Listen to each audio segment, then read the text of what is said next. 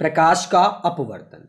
जब प्रकाश एक माध्यम से दूसरे माध्यम में तिरछा होकर जाता है तो दूसरे माध्यम से इसके संचरण की दिशा परावर्तित हो जाती है। इस घटना को प्रकाश का अपवर्तन कहते हैं। मतलब प्रकाश जब एक माध्यम से दूसरे माध्यम में जाता है तो वो उसकी जो दिशा होती है वो परिवर्तित हो जाती है, वो तिरछा हो जाता है थोड़ा, और इस घटना को प्रकाश का अपवर्तन कहते हैं। प्रकाश क्या होता है, जैसे ये दो माध्यम हैं, यहां से प्रकाश जाएगा तो प्रकाश बिल्कुल सीधे नहीं निकलेगा, प्रकाश जो थोड़ा तिरछा हो जाएगा, या तो ऐसे हो जाएगा या फिर ऐसे हो जाएगा, बिल्कुल यूं नहीं निकलेगा। मतलब जब प्रकाश एक माध्यम से दूसरे माध्यम में जाता है तो वो अपने माध्य से थोड़ा विचलित हो जाता है, थोड़ा उसकी दिशा परिवर्तित हो जाती है। इस घटना को हम कहते हैं प्रकाश का अपवर्तन। क्या मतलब, प्रकाश जब एक माध्यम से दूसरे माध्यम में जाएगा तो अपनी दिशा से थोड़ा विचलित हो जाता है, थोड़ा परिवर्तित हो जाता है, तो इस घटना को प्रकाश का अपवर्तन कहते हैं। इस घटना को प्रकाश का अपवर्तन कहते हैं। इस घटना को क्या कहते हैं, प्रकाश का अपवर्तन कहते हैं। अब पढ़ेंगे प्रकाश के अपवर्तन के कुछ उदाहरण। तो आपने देखा होगा, कांच के गिलास में अगर हम नींबू रख दें तो हमको नींबू के आकार में बड़े दिखाई पड़ते हैं। इसके अलावा कागज पर लिखा कोई शब्द है गिलास के स्लैब से देखने पर उठे हुए प्रतीत होते हैं। तो ये क्या है, अपवर्तन। ये क्या है, अपवर्तन है प्रकाश का। अब देखिए, ये माध्यम है, ऊपर कौन सा माध्यम है, वायु माध्यम है, एयर है। बीच ये कौन सा माध्यम है, ये कांच माध्यम है, ग्लास है। जब प्रकाश की किरण इस पे पड़ती है, प्रकाश की किरण देखो ये पड़ी, तो ये क्या हुई, अपने मार्ग से थोड़ा विचलित हो गई। अपने मार्ग से देखो ये पड़ी और इसके बाद ये इस टाइप में ये विचलित हो गई। अपने मार्ग जबकि सीधी निकली तो ऐसे निकलती, अपने मार्ग से विचलित हो गई, तो इसको क्या कहेंगे, इसको हम अपवर्तन कहेंगे। क्या कहेंगे, अपवर्तन कहेंगे। ये इस पर अगर हम लंबवत रेखा डालें तो ये दोनों किरणों के साथ, जो पहली प्रकाश की किरण पड़ी और जो विचलित होकर निकली, दोनों के साथ कोण बनाता है। ऊपर को आई कोण कहते हैं, नीचे आर कहते हैं। आपतित कोण और अपवर्तित कोण, आपतित कोण और अपवर्तित कोण। प्रकाश के परावर्तन के दो नियम है। प्रकाश परावर्तन के दो नियम हैं। पहला नियम, आपतित किरण, अपवर्तित किरण तथा दोनों माध्यमों को पृथक करने वाले पृष्ठ के आपतन बिंदु पर अभिलंब सभी एक ही तल में होते हैं। आपतित किरण, अपवर्तित किरण तथा दोनों माध्यमों को पृथक करने वाले पृष्ठ के आपतन बिंदु पर अभिलंब सभी एक ही तल में होते हैं। आपतित किरण, अपवर्तित किरण तथा दोनों माध्यमों को पृथक करने वाले पृष्ठ के आपतन बिंदु पर अभिलंब सभी एक ही तल में होते हैं। आपतित किरण, अपवर्तित किरण तथा दोनों माध्यमों को पृथक करने वाले पृष्ठ के आपतन बिंदु पर अभिलंब सभी एक ही तल में होते हैं। ठीक। दूसरा क्या नियम है, प्रकाश के किसी निश्चित रंग अथवा निश्चित माध्यमों के युग्मों से के लिए आपतित कोण की जा, आपतित कोण की जा और अपवर्तन कोण की जा का अनुपात स्थिर होता है, अर्थात निश्चित होता है। इसे स्नेल का नियम भी कहते हैं। क्या कहते हैं, स्नेल का नियम। बहुत इंपॉर्टेंट है एग्जाम के दृष्टिकोण से। प्रकाश के किसी रंग अथवा निश्चित माध्यमों के युग्मों के लिए आपतन कोण की जा तथा अपवर्तन कोण की जा का अनुपात नियत रहता है, स्थिर रहता है। इस नियम को स्नेल का नियम भी कहते हैं। इस नियम को स्नेल का नियम भी कहते हैं। इस नियम को क्या कहते हैं, स्नेल का नियम कहते हैं। इस नियम को स्नेल का नियम कहते हैं। आपतित कोण आई है, अभी हमने ऊपर देखा था चित्र में, आपतन कोण अपवर्तित कोण आर है, आपतित कोण आई है, अपवर्तित कोण आर है, तो साइन आई बटे साइन आर बराबर स्थिरांक या कांस्टेंट। यही स्नेल का नियम है। दो माध्यमों के लिए प्रकाश के आपतन कोण की ज्या और अपवर्तन कोण की ज्या का जो अनुपात है वो नियत रहता है, अर्थात साइन आई बटे साइन आर बराबर स्थिरांक।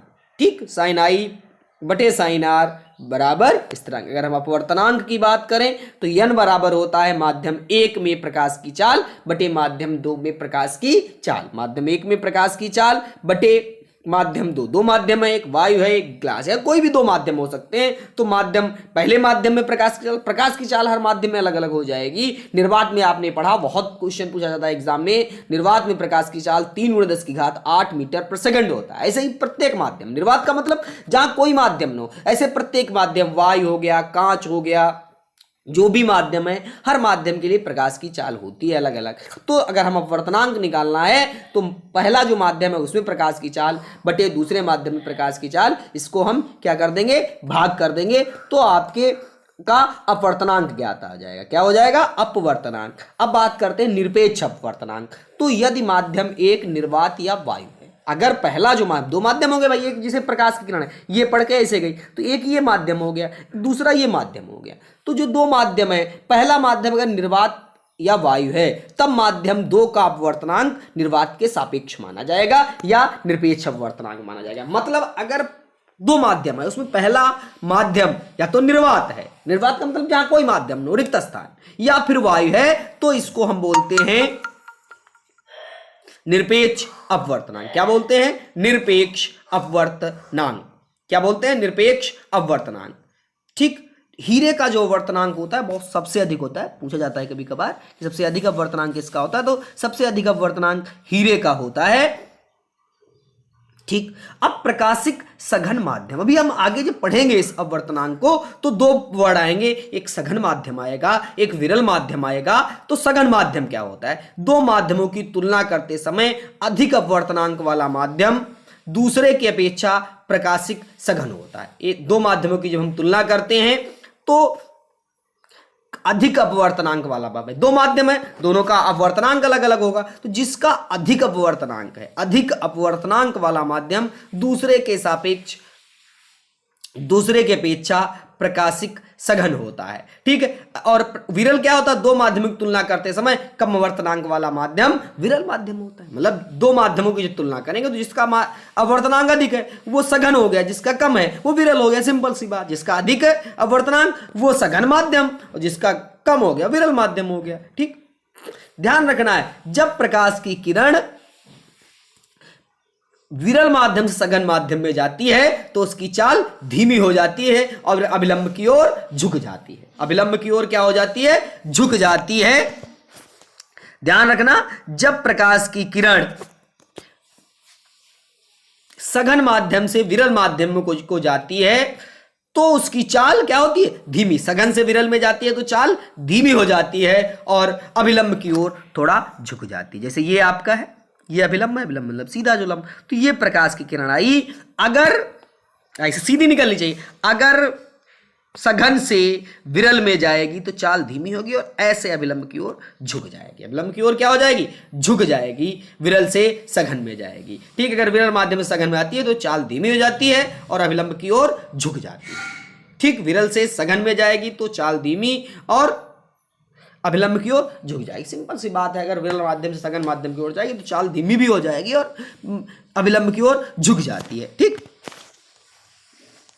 अब इसका उल्टा कि जब सघन से विरल में जाएगी, कहां से, सघन माध्यम से विरल माध्यम को जाएगी तो उसकी चाल बढ़ जाएगी। सघन से विरल में जाएगी तो क्या होगी, चाल बढ़ जाएगी और ये अभिलंब से दूर हट जाती है। अभिलंब से क्या होती है, दूर हट जाती है। देखिए, विरल से सघन में जाएगी तो चाल धीमी, अभिलंब की ओर झुक जाएगी। सघन से विरल में जाएगी, चाल बढ़ जाएगी और अभिलंब से दूर हट जाएगी। अभिलंब से क्या होगा, दूर हट जाएगी। अब बात करते हैं गोलीय लेंस। इसकी गोलीय लेंस, तो दो तलों से घिरा कोई पारदर्शी माध्यम जिसका एक या दोनों तल गोलीय हैं, लेंस कहलाता है। लेंस क्या होता है, एक बार ध्यान दें, गोलीय लेंस।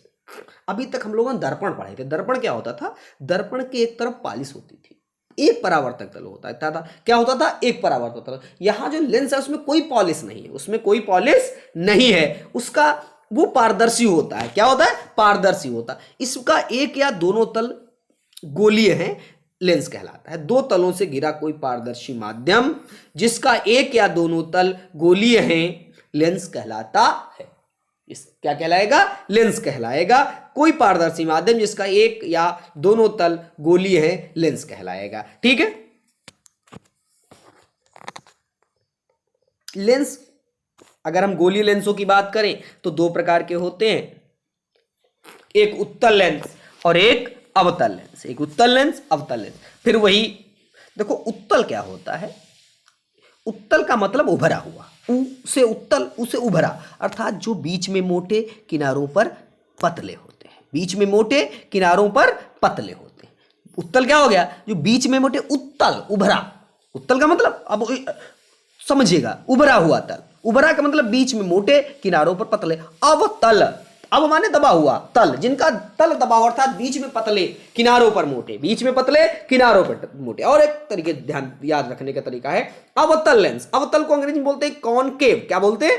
कॉनकेव। केव माने गुफा, तो गुफा टाइप अर्थात बीच में दबा हुआ किनारों पर मोटे। अवतल लेंस का मतलब बीच में दबा हुआ किनारों पर मोटे। उत्तल का मतलब बीच में उभरे किनारों पर पतले, किनारों पर पतले, बीच में मोटे। और उत्तल लेंस को और ध्यान रखना है, ये भी क्वेश्चन बहुत बार पूछा जाता है एग्जाम में, कि उत्तल लेंस को अभिसारी लेंस भी कहते हैं। क्या कहते हैं? अभिसारी लेंस कहते हैं। उत्तल लेंस को क्या कहते हैं? अभिसारी लेंस कहते हैं। उत्तल लेंस को क्या कहते हैं? अभिसारी लेंस कहते हैं। और अवतल लेंस को अपसारी लेंस कहते हैं। उत्तल लेंस को क्या कहते हैं? अभिसारी लेंस कहते हैं। और अवतल लेंस को क्या कहते हैं? अपसारी लेंस कहते हैं। उत्तल लेंस को क्या कहते हैं? अभिसारी लेंस कहते हैं। और अवतल लेंस को अपसारी लेंस कहते हैं। अवतल लेंस को क्या कहते हैं? अपसारी लेंस कहते हैं। उत्तल लेंस को अभिसारी लेंस कहते हैं और अवतल लेंस को क्या कहते हैं?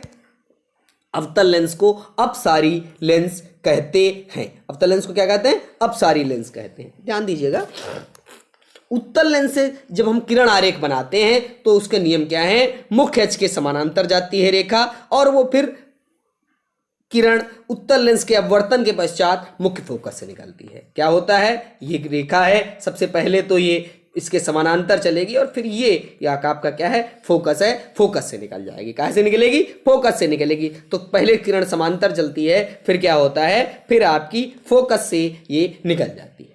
दूसरा, मुख्य अक्ष से गुजरने, मुख्य फोकस से गुजरने वाली प्रकाश किरण उत्तल लेंस के अपवर्तन के पश्चात मुख्य अक्ष के समानांतर हो जाती है। तो अगर इधर से जाएगी किरण कोई यूं, तो ये फिर आगे जाकर के समानांतर हो जाएगी। आगे क्या हो जाएगी? समांतर हो जाएगी। अगर देखिए, अगर मुख्य फोकस से कोई किरण निकलती है तो वो क्या हो जाती है? समांतर हो जाती है। अब लेंस के प्रकाशिक केंद्र से गुजरने वाली प्रकाश की किरण अपवर्तन के पश्चात बिना किसी विचलन के निर्गत हो जाती है। अगर कोई ये प्रकाशिक केंद्र से कोई रेखा जाएगी तो बिना किसी विचलन के सीधे निकलेगी, बिल्कुल विचलित नहीं होगी, अपने मार्ग से सीधे निकल जाएगी। लेंस के प्रकाशिक केंद्र से गुजरने वाली प्रकाश किरण अपवर्तन के पश्चात बिना किसी विचलन के निर्गत होती है। बिना कोई विचलन नहीं होता है और सीधे वो जो है निर्गत हो जाती है।